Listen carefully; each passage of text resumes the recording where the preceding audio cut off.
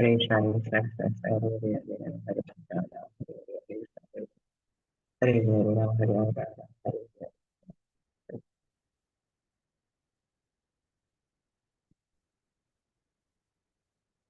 Hare Ram,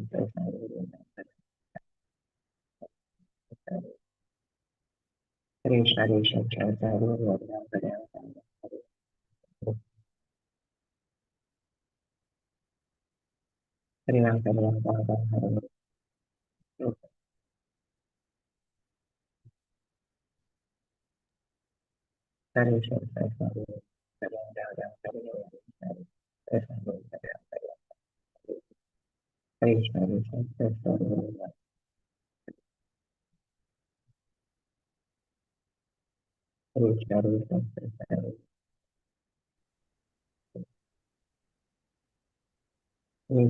Krishna, Hare Krishna, Hare Krishna, Hare Krishna, Hare Ram, Hare Ram, Hare Krishna, Hare Krishna, Om Namo Hare Krishna, Hare Krishna, Mother.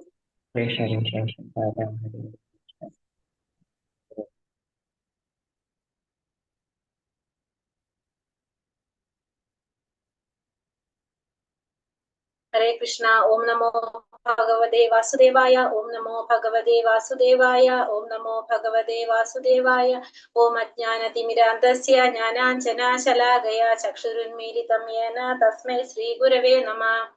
Namo Vishnu Padaya Krishna Prashtaya Pudale Srimade Bhaktivedanta Swaminiti Namine Namaste Saraswate Deve Gauravani Prajarine Nirvishesha Shunyavadi Paschatya Deshadarine जय श्री कृष्ण चैतन्य प्रभु नित्यानंद श्री अद्वैत गदाधर श्रीवासादि गौर भक्त वृंद हरे कृष्ण कृष्ण कृष्ण हरे हरे हरे राम राम राम हरे हरे हरे कृष्णा निगम कल्पतरोर्गलितं फलं सुखमुखामृतद्रव संयुतं पिबत भागवतं रसमालयं मुहुरहो रसिका भुवि भावुकः नारायणं नमस्कृत्यं नरं चैव नरोत्तमं देवीं सरस्वतीं व्यासं ततो जयमुदीरयेत् नष्टप्रायेषु भद्रेषु नित्यं भागवत सेवया भागवते उत्तमश्लोके भक्तिर्भवति नैष्ठकी कृष्णाय वासुदेवाय देवकी नंदनाय च नंदगोपकुमाराय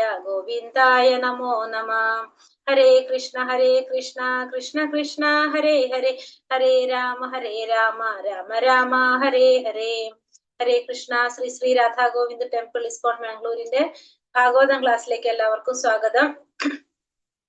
ഹരേ കൃഷ്ണ, എല്ലാവർക്കും പ്രണാമം. ഹരേ കൃഷ്ണ, പ്രണാമം മാതാജി. ഹരേ കൃഷ്ണ, എല്ലാവർക്കും പ്രണാമം. ഹരേ കൃഷ്ണ, എല്ലാവരും ഉണ്ടാന്ന് വിചാരിക്കുന്നു. ഏകാദശിയുടെ പാരണ വിടേണ്ട സമയം നോക്കി കറക്റ്റ് ടൈമിൽ വിടാൻ നോക്കാം. ഹരേ കൃഷ്ണ, എല്ലാവർക്കും പ്രണാമം. നമ്മളപ്പോ എന്താ പറഞ്ഞുകൊണ്ടിരിക്കുന്നത്? ചൈതന്യ മഹാപ്രഭുവിന്റെ അല്ലെ ലീലകളൊക്കെയാണ് നമ്മൾ കണ്ടുകൊണ്ടിരിക്കുന്നത് അല്ലെ. എത്രാമത്തെ പേജ് വരെ മാതാജി വായിച്ചിട്ടുണ്ടായിരുന്നത്? 34-ലാണോ? അല്ല, 34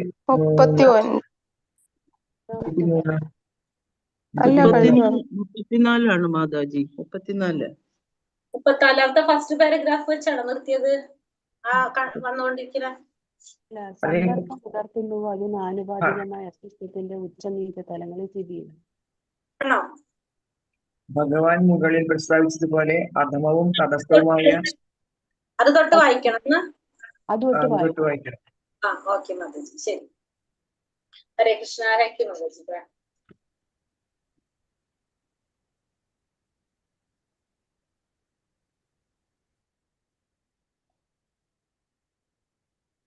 ഹരേ കൃഷ്ണ. അപ്പോ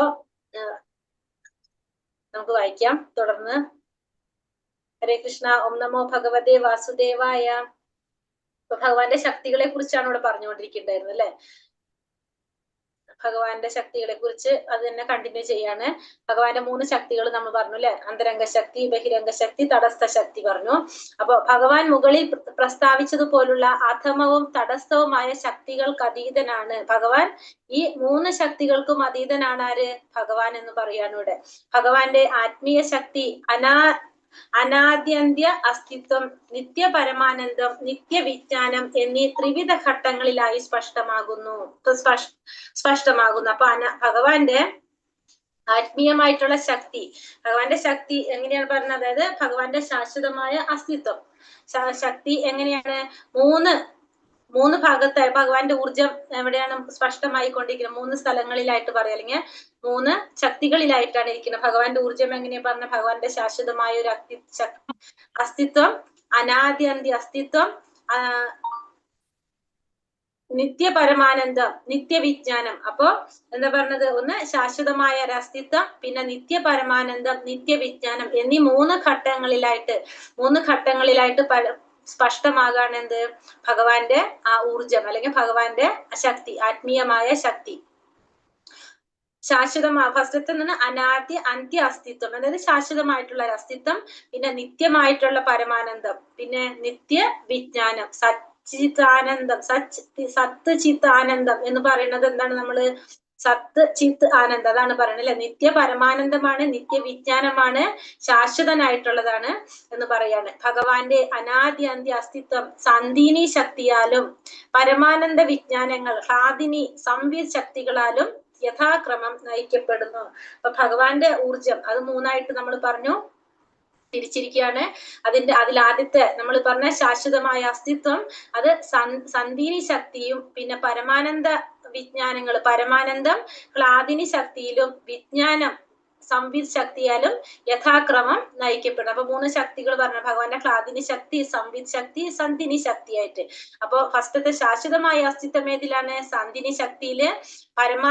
പരമാനന്ദം എന്ന് പറഞ്ഞ രണ്ടാമത്തെ നിത്യപരമാനന്ദം ക്ലാദിനി ശക്തിയിലും. മൂന്നാമത്തേത് ഏതാണ്? വിജ്ഞാനം, നിത്യവിജ്ഞാനം സംവിത് ശക്തികളാലും യഥാക്രമം നയിക്കപ്പെടുന്നു. പരമ ഊർജ സ്വരൂപനായ ഭഗവാൻ എന്ന നിലയിൽ ആത്മീയവും തടസ്ഥവും ഭൗതികവുമായ ശക്തികളുടെ എല്ലാം നിയന്താവ് ഭഗവാനാകുന്നു. ഈ സർവവിധങ്ങളായ ശക്തികളും ഭഗവാനുമായി ശാശ്വത ഭക്തിയുടെ സേവനത്താൽ ബന്ധപ്പെട്ടിരിക്കുന്നു. ഇതെല്ലാം ഭഗവാനുമായിട്ട് ശാശ്വതമായിട്ട് ഭക്തിയുടെ സേവനത്തിൽ ബന്ധപ്പെട്ടിരിക്കുന്നതാണ്.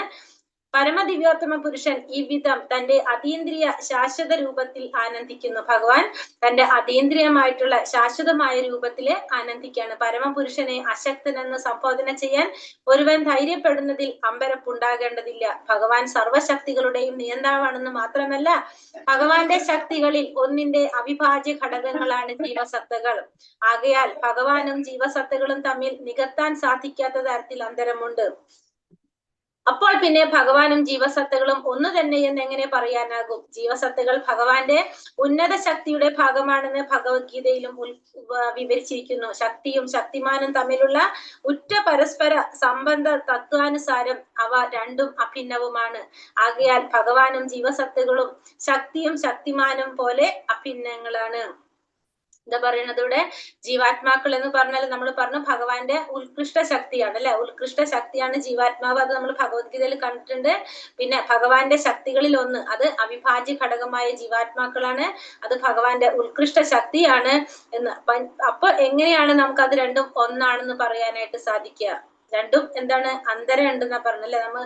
അത് പിന്നെ എങ്ങനെയാണ് നമുക്ക് ഒന്നാണെന്ന് പറയാനായിട്ട് സാധിക്കുക? ഭഗവത്ഗീതയിലും പറയുന്നത് അത് തന്നെയാണ്. ഭഗവാന്റെ ഉന്നത ശക്തിയുടെ ഭാഗമാണ് ഇത് ജീവാത്മാക്കള്. ശക്തിയും ശക്തിമാനും തമ്മിലുള്ള ഉറ്റ പരസ്പര ബന്ധ സത്വാനുസാരം ഇവ രണ്ടും അഭിന്നമാണ്. ആകയാൽ ഭഗവാനും ജീവസത്തുകളും ശക്തിയും ശക്തിമാനും പോലെ എങ്ങനെയാണ് പറഞ്ഞത്? അഭിന്നങ്ങളാണെന്ന് പറയാണ്. പൃഥ്വി, ജലം, അഗ്നി, വായു, ആകാശം, മനസ്സ്, ബുദ്ധി, അഹങ്കാരം എന്നിവയെല്ലാം ഭഗവാന്റെ അധമ ശക്തികളാണ്. ഇനി ഭഗവാന്റെ അധമ ശക്തി നമ്മൾ ഭഗവത്ഗീതയിൽ പഠിക്കുന്നുണ്ട് 7ാമത്തെ അധ്യായത്തില്. എന്താണ്? മനസ്സ്, ബുദ്ധി, അഹങ്കാരം, പിന്നെ പൃഥ്വി, ഭൂമി, ജലം, അഗ്നി, വായു, ആകാശം, ഈ 8 എണ്ണം അടങ്ങിയതാണ് ഭഗവാന്റെ അധമ ശക്തി അല്ലെങ്കിൽ ഭൗതിക പ്രകൃതി എന്ന് നമ്മൾ കണ്ടു. എന്നാൽ ജീവസത്തകൾ ഉന്നത ശക്തി എന്ന നിലയിൽ ഇവയെല്ലാം തികച്ചും വ്യത്യസ്തരാണ്. ഭഗവത്ഗീത 7ാം അധ്യായം 4ാമത്തെ ശ്ലോകത്തില് നമ്മൾ പറയുന്നുണ്ട് അല്ലേ. അത് ഭൂമിരാപനലോ വായു എന്ന് പറഞ്ഞിട്ടുള്ള ശ്ലോകം ഓർമ്മയുണ്ടാവും വിചാരിക്കുന്നു. അപ്പൊ അതിൽ പറയുന്നത് എന്താണ്? അപ്പൊ നമ്മള് ഭഗവാന്റെ ഉത്കൃഷ്ട ശക്തിയാണ് ജീവാത്മാക്കള്, അധമ ശക്തിയാണ് ഏത്? ഭൗതിക പ്രകൃതി. ഭഗവാന്റെ അതീന്ദ്രിയ രൂപം ശാശ്വതമായി നിലനിൽക്കുന്നതും അതീന്ദ്രിയ പരമാനന്ദ സമ്പൂർണവുമാകയാൽ ഭൗതിക സത്വ ഗുണ ആവിഷ്കാരമാകുന്നത് എപ്രകാരമാണ്? അപ്പോ ഇവിടെ എന്താ പറയുന്നത്? ഭഗവാന്റെ അതീന്ദ്രിയ രൂപം ശാശ്വതമായി നിലനിൽക്കുന്നതും അതീന്ദ്രിയ പരമാനന്ദ സമ്പൂർണവുമാകിയാൽ ഭൗതിക സത്വ ഗുണ ആവിഷ്കാരമാകുന്നത് എപ്രകാരമാണെന്ന് ചോദിക്കുകയാണ്. കാരണം ഭഗവാൻ അതീന്ദ്രിയനാണ്, പിന്നെ എങ്ങനെയാണത് ഭൗതിക സത്വ ആവിഷ്കാരമാകുന്നതെന്നാണ് ചോദിക്കുന്നത്. അതുകൊണ്ട് ഭഗവത് രൂപത്തിൽ വിശ്വസിക്കാത്തവൻ ആരായാലും അവൻ നിശ്ചയമായും അവിശ്വാസിയായ അസുരനാകുന്നു. അപ്പൊ ഒരിക്കലും ഭഗവാനിൽ വിശ്വസിക്കാത്ത ഒരുവൻ ആരായാലും ശരി, അവൻ ആരാണ്? അവൻ അസുരനാണെന്ന് പറയാണ്. അങ്ങനെ അവൻ തൊട്ടുകൂടാത്തവനും തീണ്ടിക്കൂടാത്തവനും ആകുന്നു എന്ന് മാത്രമല്ല ശക്തനായ രാജാവിനാൽ ശിക്ഷിക്കപ്പെടേണ്ടവരുമാകുന്നു. അപ്പോൾ അവൻ തൊട്ടുകൂടാത്തവനും തീണ്ടിക്കാത്തവനും മാത്രമല്ല ശക്തനായ രാജാവിനാൽ ശിക്ഷിക്കപ്പെടേണ്ടവനുമാകുന്നു. അപ്പൊ ഭഗവാന് പരമദിവ്യോത്തമ പുരുഷനായ ഭഗവാന് ആ രീതിയിൽ മനസ്സിലാക്കാനും അറിയാനും താല്പര്യമില്ലാത്തവര്, അല്ലെങ്കിൽ ആ ഭഗവാനെ വിശ്വസിക്കാത്തവര്, അവരെ സംബന്ധിച്ച് അവര് തൊട്ടുകൂടാത്തവരും തീണ്ടിക്കൂടാത്തവരുമാണ്. അത്രയും ഉറപ്പായിട്ട് ഭാഗവതത്തിൽ അപ്പൊ നമുക്ക് അവതാരികയിലൂടെ പറഞ്ഞു തരുന്ന എന്താണ്? അതായത് നമ്മളിപ്പോ ഭാഗവതം തുടങ്ങുകയാണ് അല്ലെ, ഭാഗവതം തുടങ്ങുന്നതിന് മുന്നേ തന്നെ നമ്മളെ മനസ്സിൽ ഉറപ്പിക്കുകയാണ് ഭഗവാൻ ആരാണെന്നുള്ളത്. കാരണം ഭഗവാന്റെ രൂപത്തിൽ വിശ്വസിക്കാതെ, ഭഗവാനിൽ വിശ്വസിക്കാത്ത ഒരു വ്യക്തി ആരാണ്? ഭഗവാനിൽ വിശ്വസിച്ചില്ലെങ്കിൽ അവർ അസുരന്മാരാണ്. അവരെങ്ങനെ നമ്മൾ അവരെ ട്രീറ്റ് ചെയ്യണം എന്ന് നമുക്കിവിടെ പറഞ്ഞു തരാണ്. കാരണം ഇവിടെ നമ്മള് ഭാഗവതത്തിലേക്ക് കടക്കുന്നതിന് മുന്നേ തന്നെ നമ്മളെ മനസ്സിൽ, ഇപ്പൊ നമ്മൾ ഭഗവത്ഗീതയിൽ കണ്ടു, ഭഗവാൻ ഓരോ താളിലും ഭഗവാൻ പരമദിവ്യോത്തമ പുരുഷനാണെന്ന് നമ്മൾക്ക് മനസ്സിലാക്കി തന്നുകൊണ്ട് പോകായിരുന്നു. 18ാം തത്വം എത്തുമ്പോഴേക്കും നമ്മളെ ഉള്ളിൽ പതിയും ആരാണ് ഭഗവാൻ ആരാണെന്നുള്ളത്. അതേപോലെ തന്നെ ഇതിലും അവതാരികയിലൂടെ നമുക്ക് എന്താ പറഞ്ഞു തരുന്നത്? ഭഗവാൻ പരമദിവ്യോത്തമ പുരുഷനാണ് എന്ന് നമുക്ക് നമ്മളെ ഉള്ളില് ഉറപ്പിക്കുകയാണത്. എന്ന് ശേഷമേ നമുക്ക് എന്ത് പറ്റുള്ളൂ? ഈ ഭാഗവതം നമുക്ക് മനസ്സിലാക്കാൻ പഠിക്കാൻ സാധിക്കുള്ളൂ. കാരണം എന്താണ്? ഭഗവാനിൽ വിശ്വാസം ഇല്ലാതെ നമ്മൾ പിന്നെ എന്ത് ചെയ്തിട്ടും കാര്യമില്ല. അങ്ങനെയുള്ളവരെ അവിശ്വാസികളാണെങ്കിൽ അവരെന്താണ് പറയുന്നത്? അത് അത്രയും ശിക്ഷിക്കപ്പെടേണ്ടവരാണെന്നാ പറയുന്നത്. അവര് വേദങ്ങളെ ആദരിക്കാത്തതിനാൽ ബുദ്ധമതക്കാർ നാസ്തികർ എന്നറിയപ്പെടുന്നു. എന്നാൽ മുകളിൽ പ്രസ്താവിച്ചതുപോലെ വേദാനുവർത്തികൾ എന്ന കപടഭാവത്തോടെ വേദാനുശാസനകളെ ധിക്കരിക്കുന്നവർ ബുദ്ധമതക്കാരെക്കാളേറെ അപകടകാരികളാണ്. നേരത്തെ പറഞ്ഞിട്ടുണ്ടായിരുന്നു അല്ലെ, ബുദ്ധമതക്കാര് വേദങ്ങളെ ആദരിക്കാത്തവര് അവരെ നാസ്തികർ എന്നാണ് അറിയപ്പെടുന്നത്. പക്ഷെ അവരെക്കാളും പ്രശ്നക്കാരാണ് ആര്? അവർ വേദാന്തികൾ അല്ലെങ്കിൽ വേദാനുവർത്തികൾ എന്ന് പറഞ്ഞുകൊണ്ട് വേദാനുശാസനങ്ങളെ ധിക്കരിക്കുന്നവര് ബുദ്ധമതക്കാരെക്കാളേറെ അപകടകാരികളാണെന്ന് പറയാണ്. വേദാന്ത സൂത്രത്തിൽ ശ്രീല വ്യാസദേവൻ കൃപാപുരസരം വേദവിജ്ഞാനം സംഗ്രഹിക്കുകയുണ്ടായി. എന്നാൽ മായാവാദ ദർശനത്തിലെ സങ്കര സമ്പ്രദായം പ്രതിനിധീകരിക്കുന്ന വ്യാഖ്യാനം ശ്രവിക്കുന്ന ഒരുവൻ നിശ്ചയമായും ആത്മസാക്ഷാത്കാരത്തിന്റെ പാതയിൽ വഴിതെറ്റി നയിക്കപ്പെടുന്നു. പക്ഷെ വേദാന്ത സൂത്രത്തില് ശ്രീല വ്യാസദേവർ കൃപാപുരസരം വേദവിജ്ഞാനം സംഗ്രഹിച്ചിട്ടുണ്ടായിരുന്നു. പക്ഷെ മായാവാദ ദർശനം, നമ്മളെ ശങ്കരാചാര്യ സമ്പ്രദായം പ്രതിനിധീകരിക്കുന്ന ഒരു വ്യക്തി, ആ വ്യക്തി ഈ വ്യാഖ്യാനം ശ്രവിക്കുകയാണെങ്കിൽ നിശ്ചയമായിട്ടും എന്താ സംഭവിക്കുക? ആത്മസാക്ഷാത്കാരത്തിന്റെ പാതയിൽ നിന്ന് വഴിതെറ്റി നയിക്കപ്പെടും. വേദാന്ത സൂത്ര ആരംഭ വിഷയം സൃഷ്ടി തത്വമാകുന്നു. സർവ വിശ്വസൃഷ്ടികളും പരമദിവ്യോത്തമ പുരുഷന്റെ ഭാവനാതീതമായ അഥവാ ദുജ്ഞേയമായ വിവിധ ശക്തികളിൽ നിന്നും ഉത്ഭവിച്ച അവയാകുന്നു. ഇരുമ്പിനെ സ്വർണമാക്കി മാറ്റുന്ന മാന്ത്രിക കല്ലിന്റെ ദൃഷ്ടാന്തം സൃഷ്ടി തത്വത്തിന് അനുയോജ്യമാണ്. അളവറ്റ ഇരുമ്പിനെ സ്വർണമാക്കി രൂപാന്തരപ്പെടുത്തിയതിനു ശേഷം യാതൊരു വ്യത്യാസവും കൂടാതെ മാന്ത്രിക കല്ല് അതേപടി നിലനിൽക്കുന്നു. അതേപോലെ പരമദിവ്യോത്തമ പുരുഷന്റെ ദുർജ്ഞേയമായ ശക്തിയാൽ സമസ്ത പ്രപഞ്ചവും സൃഷ്ടിക്കപ്പെടുന്നുവെങ്കിലും അദ്ദേഹം സമ്പൂർണനായും മാറ്റമില്ലാതെയും സ്ഥിതി ചെയ്യുന്നു. അദ്ദേഹം പൂർണ്ണനാണ്. അനവധി പൂർണ്ണങ്ങൾ പരമദിവ്യോത്തമ പുരുഷനിൽ നിന്നും ഉത്ഭവിക്കുന്നുവെങ്കിൽ തന്നെയും അദ്ദേഹം പൂർണ്ണനായി തന്നെ നിലകൊള്ളുന്നു. അപ്പൊ ഇവിടെ നമ്മൾ കാണുന്നത് എന്താണ്? ധ്യാനമന്ത്രമാണ് അല്ലെ, ഈശോപനിഷത്തിലെ ധ്യാനമന്ത്രം. എന്താണ്? പൂർണ്ണമിത പൂർണ്ണാത് പൂർണ്ണമുദച്ഛതേ പൂർണ്ണസ്യ പൂർണ്ണമേധായ പൂർണ്ണമാവശിഷ്യത. അതായത് നമ്മൾ പറഞ്ഞല്ലേ, എത്ര ഭഗവാനിൽ നിന്ന് എത്ര പൂർണ്ണങ്ങൾ ഉണ്ടായാലും എന്താണ്? ഭഗവാൻ അപ്പോഴും സമ്പൂർണ്ണനായിട്ട് തന്നെ നിലനിൽക്കാണ്.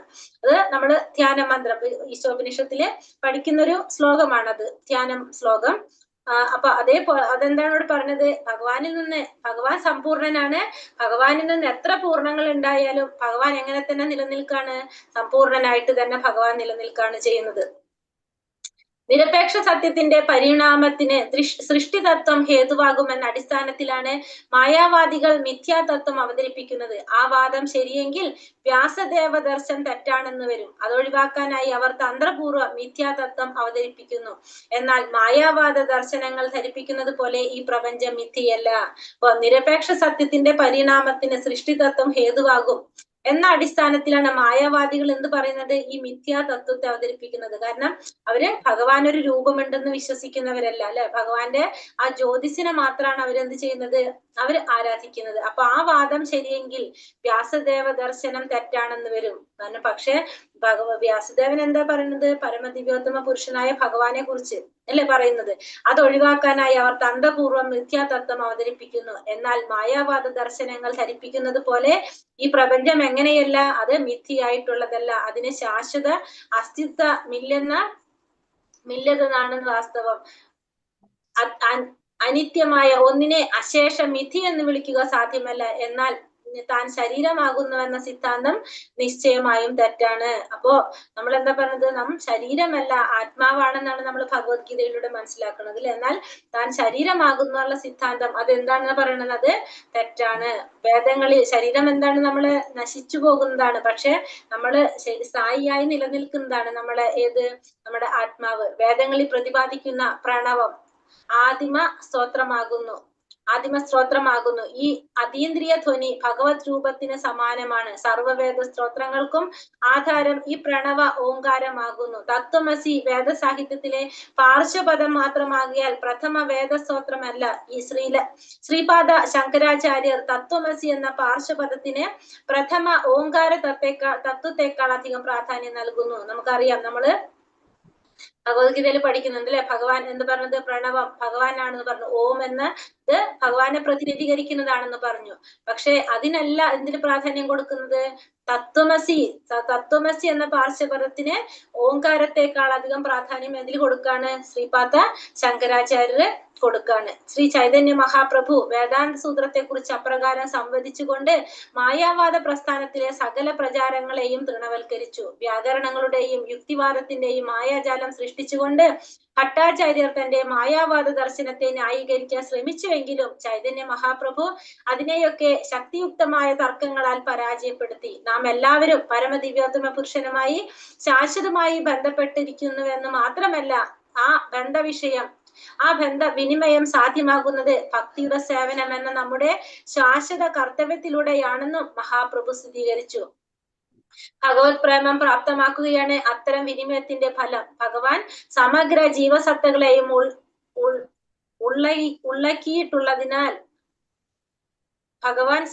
ജീവസത്തകളെയും ഉള്ളക്കിയിട്ടുള്ളതിനാൽ അവിടെ എന്തെങ്കിലും വേട് വിട്ടുപോയിട്ടുണ്ടാവണം കേട്ടോ. ഉള്ളക്കിയിട്ടുള്ളതിനാൽ എപ്പോൾ ഭഗവത് പ്രേമം ആർജിക്കുന്നുവോ അപ്പോൾ മറ്റു ജീവജാലങ്ങളോടുള്ള സ്നേഹം താനെ കൈവരും. അപ്പൊ ചൈതന്യ മഹാപ്രഭു ഭട്ടാചാര്യൻ തമ്മിലുള്ളൊരു സംവാദം നടക്കാണ് അല്ലെ. അപ്പൊ മായാവാദ ദർശനത്തെ ന്യായീകരിക്കാൻ ഭട്ടാചാര്യൻ ശ്രമിച്ചെങ്കിലും ചൈതന്യ മഹാപ്രഭു അതിനൊക്കെ പരാജയപ്പെടുത്താണ് ചെയ്യുന്നത്. നമ്മൾ എല്ലാവരും പരമദിവ്യോത്തമ പുരുഷനായിട്ട് ശാശ്വതമായി ബന്ധപ്പെട്ടിരിക്കുന്നു എന്ന് മാത്രമല്ല, നമ്മൾ എന്ത് ചെയ്യണം, ആ ബന്ധം നമ്മൾ എങ്ങനെയായിരിക്കണം, ഭക്തിയുടെ സേവനത്തിലൂടെ അതെന്ത് ശാശ്വതമായിട്ട് നമ്മൾ സാധ്യമാക്കേണ്ടതാണ്. ആ ബന്ധവിനിമയം സാധ്യമാക്കുന്നത് എങ്ങനെയാണ്, ഭക്തിയുടെ സേവനത്തിലൂടെയാണ്, ശാശ്വതമായ കർത്തവ്യത്തിലൂടെയാണ്. അതായത് നമ്മുടെ ലക്ഷ്യം എന്താണ്, മൂലസ്വരൂപമായിട്ടുള്ള ഭഗവാനെ സേവിക്കുക എന്നുള്ളതാണ്. ഭഗവാന്റെ ശാശ്വത ദാസന്മാരാണ് നമ്മള്. ഭഗവാൻ സമഗ്ര ജീവസത്തകളെയും ഉള്ളക്കിയിട്ടുള്ളതിനാൽ എപ്പോൾ ഭഗവത് പ്രേമം ആർജിക്കുന്നുവോ അപ്പോൾ മറ്റു ജീവജാലങ്ങളോടുള്ള സ്നേഹം താനെ കൈവരും.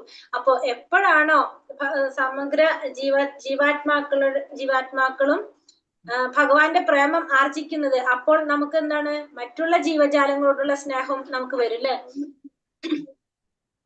ഭഗവാനുമായുള്ള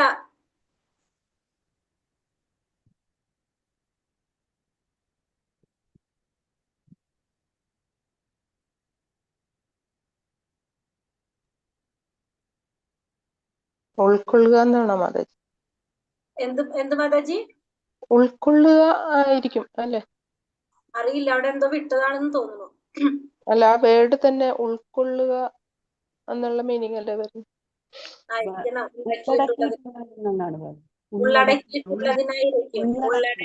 വിട്ടുപോയതായിരിക്കും. ഉള്ളടക്കിയിട്ടുള്ളതിനാൽ ഭഗവാനുമായുള്ള ശാശ്വത ബന്ധം, ഭഗവാനുമായുള്ള ശാശ്വത ബന്ധം, ഭഗവാനുമായുള്ള വിനിമയം, ഭഗവത് പ്രേമ പ്രാപ്തി എന്നീ 3 വിഷയങ്ങൾ ഒഴികെ വേദങ്ങളിൽ നിർദ്ദേശിച്ചിരിക്കുന്നവയെല്ലാം വ്യർത്ഥവും കെട്ടിച്ചമച്ചതുമാണെന്ന് മഹാപ്രഭു ഉദ്ബോധിപ്പിച്ചു. ശ്രീപാദ ശങ്കരാചാര്യരാൽ അഭ്യസിപ്പിക്കപ്പെട്ട മായാവാദ ദർശനശാസ്ത്രം വേദങ്ങളുടെ കാൽപ്പനിക വ്യാഖ്യാനമാണെന്നും ശ്രീപാദ ശങ്കരാചാര്യൽ അഭ്യസിപ്പിക്കപ്പെട്ട മായാവാദ ദർശനശാസ്ത്രം വേദങ്ങളുടെ കാൽപ്പനിക വ്യാഖ്യാനമാണെന്നും എന്നാൽ പരമദിവ്യോത്തമ പുരുഷനായ ഭഗവാന്റെ കൽപ്പന പ്രകാരം ശ്രീ ശങ്കരാചാര്യർ ആ കാൽപ്പനിക വേദവ്യാഖ്യാനം അഭ്യസിപ്പിച്ചുവെന്നും ശ്രീ ചൈതന്യ മഹാപ്രഭു വ്യക്തമാക്കി. അപ്പോ ശ്രീ ശങ്കരാചാര്യർ ഇത് അഭ്യസിപ്പിച്ചത് എങ്ങനെയാണെന്ന് പറയുന്നത്? ഭഗവാന്റെ കൽപ്പന പ്രകാരമാണ് ശ്രീ ശങ്കരാചാര്യര് ഈ വേദവ്യാഖ്യാനം അഭ്യസിപ്പിച്ചതെന്നും ആര് പറയാണ്? ചൈതന്യ മഹാപ്രഭു പറയാണ്. മനുഷ്യവംശത്തെ തന്നിൽ നിന്നും വ്യതിചലിപ്പിക്കാൻ പരമദിവ്യോത്തമ പുരുഷൻ മഹാദേവനെ ചുമതലപ്പെടുത്തിയതായി പത്മപുരാണത്തിൽ പ്രസ്താവിച്ചിരിക്കുന്നു. ചൈതന്യ മഹാപ്രഭു പറഞ്ഞത് അനുസരിച്ച് എന്താണ്? ശങ്കരാചാര്യരുടെ ശരിക്കും ആരുടെ അവതാരമായിട്ട് വരുന്നതാണ്? മഹാദേവന്റെ അവതാരമായിട്ട് വരുന്നതാണ് അല്ലെ ശങ്കരാചാര്യര്. അപ്പൊ മഹാദേവനെ ആര് ചുമതലപ്പെടുത്തിയതാണിത്?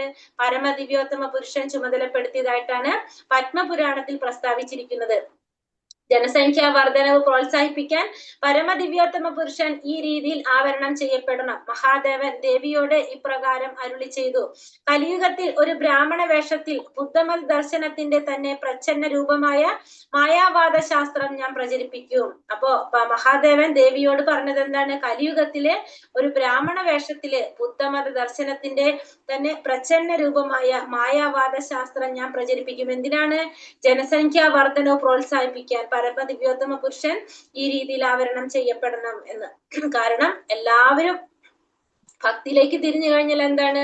പിന്നെ എല്ലാവരും ഒരു ആത്മീയമായ രീതിയിൽ തിരിഞ്ഞു പോകും. കുറെ സന്യാസിമാരുണ്ടാവും. ആരും ഗൃഹസ്ഥരായിട്ട് ജീവിക്കാൻ ആഗ്രഹപ്പെടണമെന്നില്ല. അപ്പോ അതും ആവശ്യമാണെന്ന് മനസ്സിലാക്കിക്കൊണ്ട് എന്ത് ചെയ്യണം? ജനസംഖ്യാ വർധനവ് പ്രോത്സാഹിപ്പിക്കാൻ വേണ്ടിയിട്ട് എല്ലാവരെയും ഭഗവാനിൽ നിന്ന് അകറ്റാൻ വേണ്ടിയിട്ട് അല്ലെ, അതിനു വേണ്ടിയിട്ടാണ് എന്ത് ചെയ്യുന്നത്?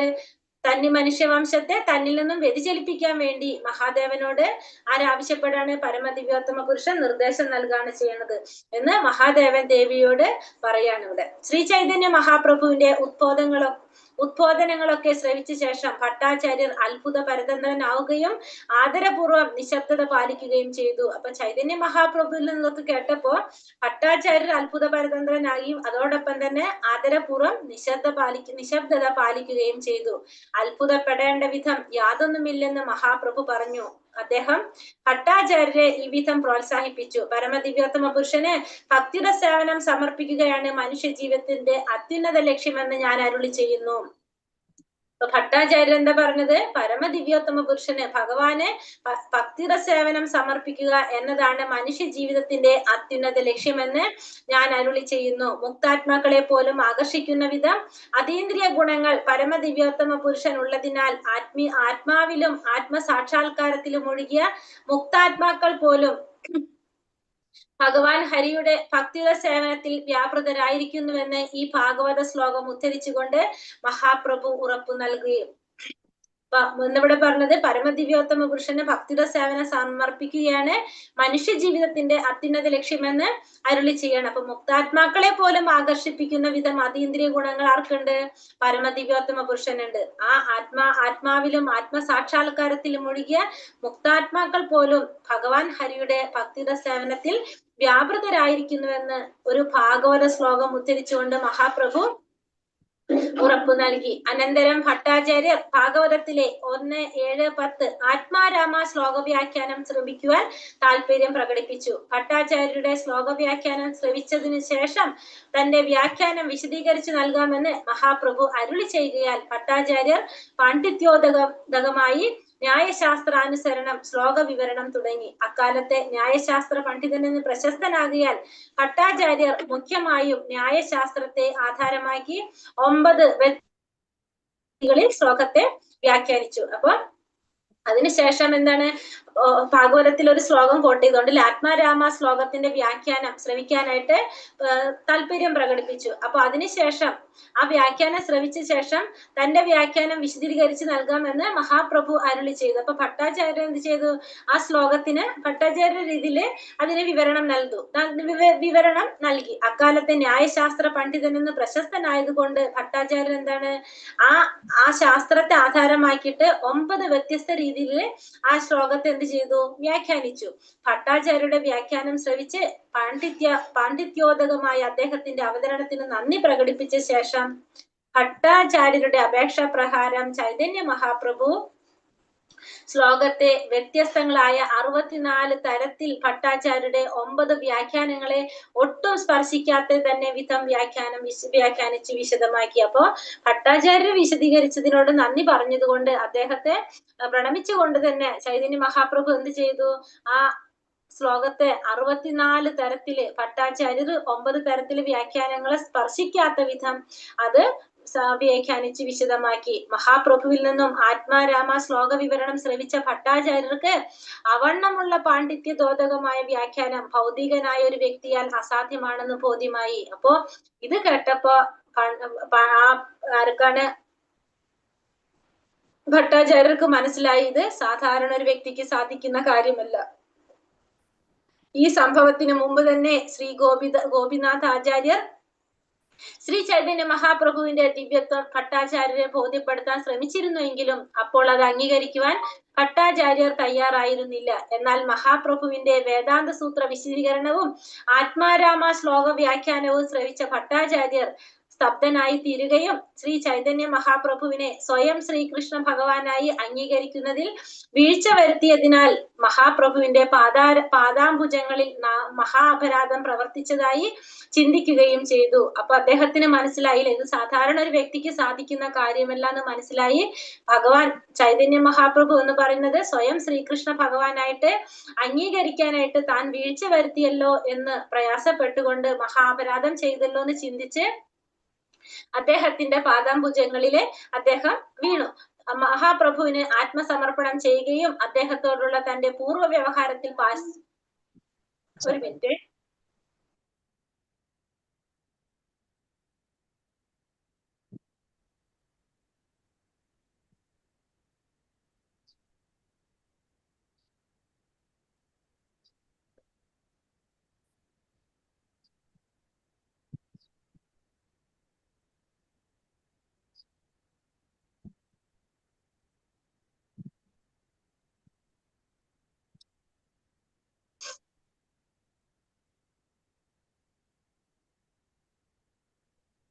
അദ്ദേഹം മഹാപ്രഭുവിനെ ആത്മാർപ്പണം ചെയ്യുകയും അദ്ദേഹത്തോടുള്ള തന്റെ പൂർവ്വ വ്യവഹാരത്തിൽ പാശ്ചാത്തപിക്കുകയും ദയാനിധിയായ മഹാപ്രഭു ഭട്ടാചാര്യനോട് ക്ഷമിച്ച് അദ്ദേഹത്തെ സ്വീകരിക്കുകയും ചെയ്തു. ശ്രീ ചൈതന്യ മഹാപ്രഭു തന്റെ അഹേതുകമായ കൃപയാൽ ഭട്ടാചാര്യരുടെ മുന്നിൽ ആദ്യം ചതുർഭുജ നാരായണനായും അനന്തരം ഓടക്കുഴലേന്തിയ ദ്വിഭുജ കൃഷ്ണ ഭഗവാനായും ആവിർഭവിച്ചു. അപ്പോ അതിനുശേഷം ചൈതന്യ മഹാപ്രഭു തന്റെ അഹൈതുകമായ കൃപ കൊണ്ട് ഭട്ടാചാര്യരുടെ മുന്നിൽ ദർശനം കൊടുക്കാണ്. ആദ്യം എങ്ങനെ കൊടുത്തു, ചതുർഭുജ നാരായണനായിട്ട് കൊടുത്തു. പിന്നെ ഓടക്കുഴലേന്തിയ ദ്വിഭുജ കൃഷ്ണ രൂപത്തിലും ഭഗവാൻ കൃഷ്ണനായിട്ടും ആരുടെ മുന്നിൽ അവതരിക്കുകയാണ്, ഭട്ടാചാര്യരുടെ മുന്നിൽ ദർശനം കൊടുക്കുകയാണ് ചെയ്യുന്നത്. ഭട്ടാചാര്യർ ഉടനെ തന്നെ മഹാപ്രഭുവിന്റെ പാദാംബുജങ്ങളിൽ സാഷ്ടാംഗം നമസ്കരിക്കുകയും അദ്ദേഹത്തിന്റെ കൃപയാൽ ഭഗവാനെ പ്രകീർത്തിക്കുന്ന നിരവധി ശ്ലോകങ്ങൾ രചിക്കുകയും ചെയ്തു. മഹാപ്രഭുവിന്റെ മാഹാത്മ്യം വർണ്ണിക്കുന്ന 100ഓളം ശ്ലോകങ്ങൾ അദ്ദേഹം രചിച്ചു. അനന്തരം മഹാപ്രഭു അദ്ദേഹത്തെ ആശ്ലേഷിക്കുകയും അതീന്ദ്രിയ പരമാനന്ദത്തിൽ ലയിച്ച ഭട്ടാചാര്യർക്ക് ജീവിതത്തിന്റെ ഭൗതികമായ അവസ്ഥാബോധം നഷ്ടപ്പെടുകയും